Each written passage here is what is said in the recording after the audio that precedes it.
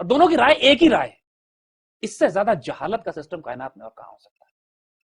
You can not equate a man whose جو آپ اپنا ڈرائیور نہیں رکھتے جب تک کہ آپ 100 لوگوں کے انٹرویو کرنے کے بعد ایک اس میں سے ایک آدمی سلیکٹ اور ملک چلانے کے لیے ہر ایک کی رائے لی جا سکتی. The system which was in خلافت راشدہ was again دیکھیے یہ بہت بڑے بڑے فنڈامنٹل سوال ہیں کہ آئندہ والے پاکستان کو ہم کس شکل میں دیکھنا چاہتے ہیں. True.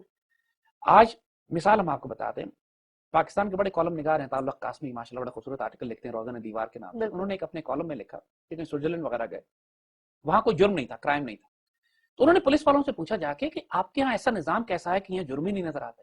تو پولیس والے نے جواب دیا کہ آپ نے عمر فاروق کا نظام نہیں دیکھا. ہمارے ایک دوست, ان کا بچہ جرمنی میں تعلیم حاصل کرنے گیا لاء کی, تو وہاں سے انہوں نے پیغام بھجوایا کہ یہاں پہ جو لاء سکولز ہیں جرمنی کے, ان کے اندر حضرت عثمان اور حضرت عمر کی تصویریں خاکے بنا کے لگائی ہوئے انہوں نے کہ لاء گیور یہ ہے. واو, کہ ہم ان کے نظام کو فالو کرنا چاہتے ہیں, وہ آئیڈیل ہے ہمارے لیے.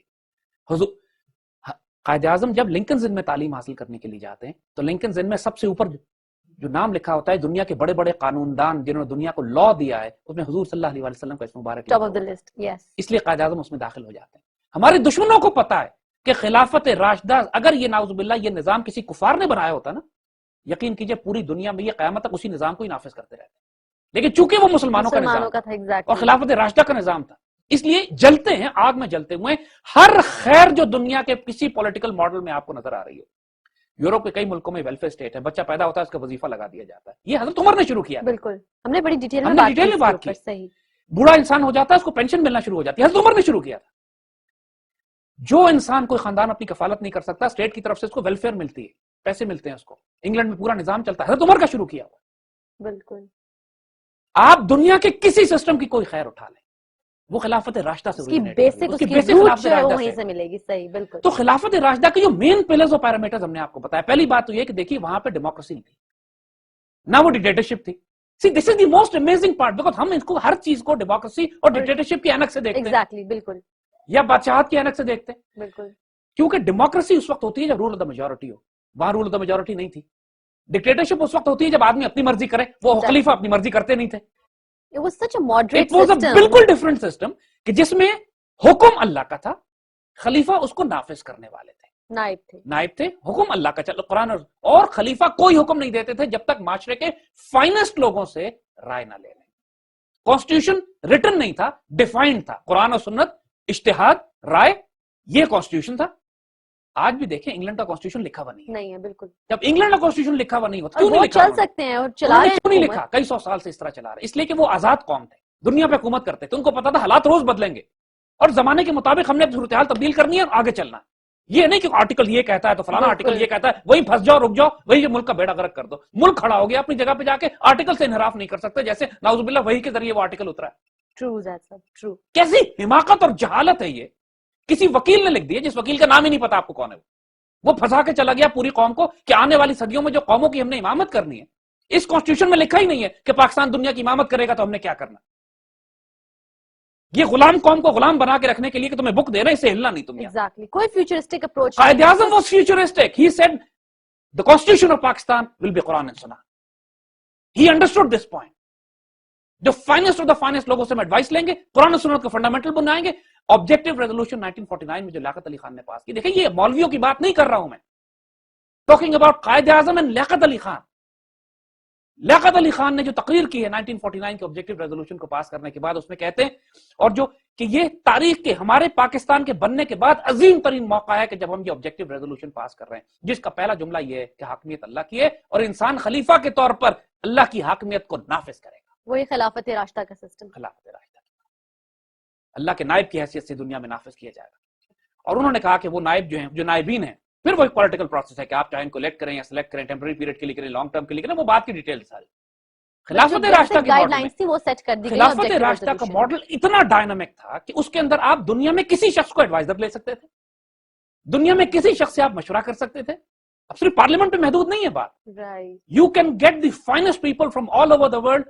اس پرٹیکولر ایشو پہ مشورہ لیا, ان کو جانے دیا, پھر اور دوسرے آ گئے. آدمی کی کریڈیبلٹی پہلے دیکھی جاتی تھی, مشورہ دینے والا کام بھی جانتا ہے کہ نہیں. Every Tom, Dick and Harry could not advise. That's a common sense. Yeah, that will be the greater interest of the public. Exactly. آپ نے میڈیکل پالیسی بنانی ہے تو آپ اس فیوڈل سے کیسے پوچھ سکتے ہیں جو 8 جماعتیں پاس ہیں. Exactly.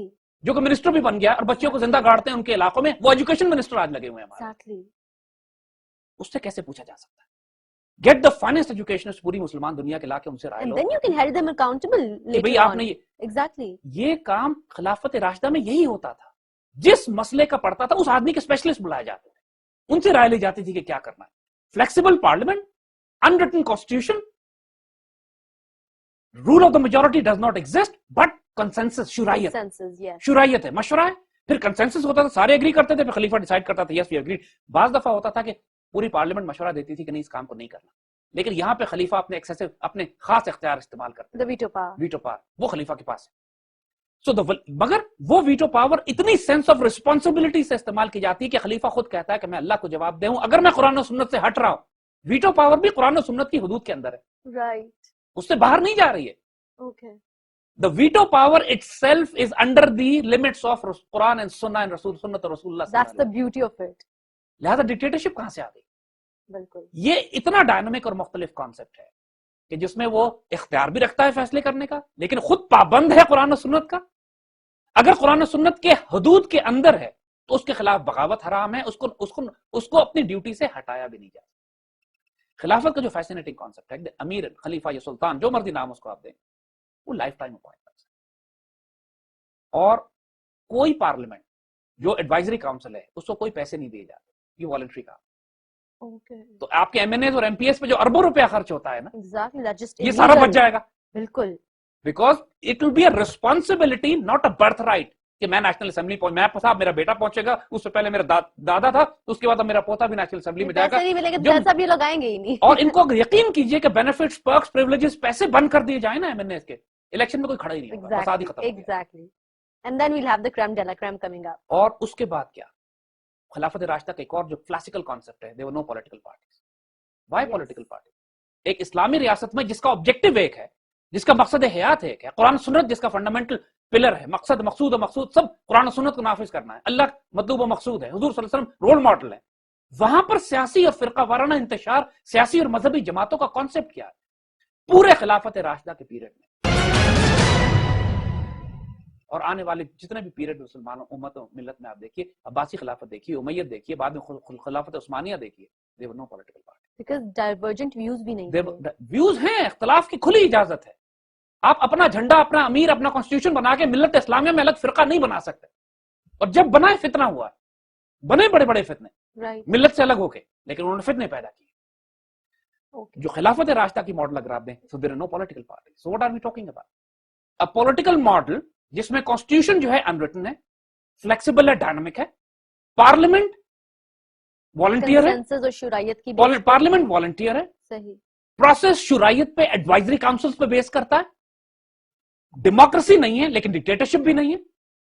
ڈیموکریسی اس طرح نہیں ہے کہ رول آف دا میجورٹی نہیں ہے, ڈکٹیٹرشپ اس لیے نہیں ہے کہ سارا کام رول آف لا جو ہے اللہ کے رسول کے حکم کے تحت ہے, بادشاہ کی مرضی نہیں ہے, خلیفہ کی مرضی نہیں ہے, اللہ رسول کے حکم کے وہ پابند ہے. اتھارٹی کس کی؟ اللہ رسول کی, یہ صرف اس کو امپلیمنٹ کرنے والے. Exactly. بادشاہتوں میں یہ ہوتا ہے, بادشاہت میں, ڈکٹیٹرشپ میں اس کی مرضی ہے, جو مرضی چاہے فیصلہ کرے. کمپیئر ہی نہیں کر سکتے آپ کسی سسٹم کے ساتھ. It's entirely different. اکاؤنٹیبلٹی کا یہ عالم ہے کہ خلیفہ وقت سے لے کر خلیفہ وقت ایک اپنی رعایا میں یہودی کے خلاف مقدمے ہار جاتے ہیں. اس سے بڑی اکاؤنٹیبلٹی آپ کو دکھائیں. سادگی کا عالم یہ ہے کہ خلیفہ وقت خود بیت المال کا اونٹ ڈھونڈنے کے لیے بھاگتے ہوئے ریگستان میں جاتے ہیں اور پیدل جاتے ہیں بیت المقدس شریف. اس طرح کے غلام بیٹھا ہوا ہے اونٹ کے اوپر اور خود آپ پیدل چل رہے ہیں, اور کوئی سیکیورٹی گارڈ نہیں ہے ساتھ, کوئی بلٹ پروف گاڑی, کوئی سیکیورٹی ڈیٹیل آگے پیچھے ایمبولینس نہیں چل رہی. خلیفہ وقت ریسپانسبل, سوائے اللہ کے کسی کا خوف نہیں ہے ان کو. یعنی جو ریسپانسبلٹیز ہیں ان کے گورننس کی. اب یہ دیکھیے, میں آپ کو بتائیں, ہم تھوڑا سا آپ کو سسٹم کے بارے میں بتاتے ہیں. حضرت ابوبکر صدیق نے فار ایگزامپل جب گورنرز اپوائنٹ کرتے تھے تو ان کی ریسپانسبلٹیز کیا تھی. I would like to read this out تاکہ پتہ لگے لوگوں کو کہ صرف یہ ہوا میں نہیں چل رہا تھا system. Very strict codes were given, اور آپ ان کوڈز کو اگر آپ دیکھیے تو آج پاکستان یا دنیا کے کسی ملک میں بھی اگر کوئی خیر ہے تو اس کی ساری ایکسٹریکشن, ساری اس کی بنیاد اسی خلافت راشدہ کے ان احکامات پر ہے کہ جو حضرت ابوبکر نے, حضرت عمر نے, عثمان, حضرت علی نے اپنے گورنرز کو اور اپنے ججوں کو اور اپنے ایگزیکٹو اور جوڈیشری کو دیے تھے. ایک اور بات کہ خلافت راشدہ میں تو کم از کم حضرت ابوبکر کے دور میں ایگزیکٹو اور جوڈیشری ایک ہی تھی. یعنی جو گورنر ہوتا تھا he was responsible for every. مسجد میں نماز بھی وہی پڑھاتا تھا, قاضی بھی وہی تھا, ملٹری کمانڈر بھی وہی تھا, اور ایگزیکٹو بھی وہی. ہم نے ڈسکس بھی کیا پہلے, ڈسکس ہم نے کیا تھا. لہذا اسلام میں اس پر بھی کوئی پابندی نہیں ہے کہ ایک بندہ سارے کام کرے, لیکن پروسیس وہی ہے کہ اس کا کانسٹیٹیوشن قرآن و سنت ہوگا, ایڈوائزری کاؤنسل ہوگی, وہ ساروں کی رائے لے گا,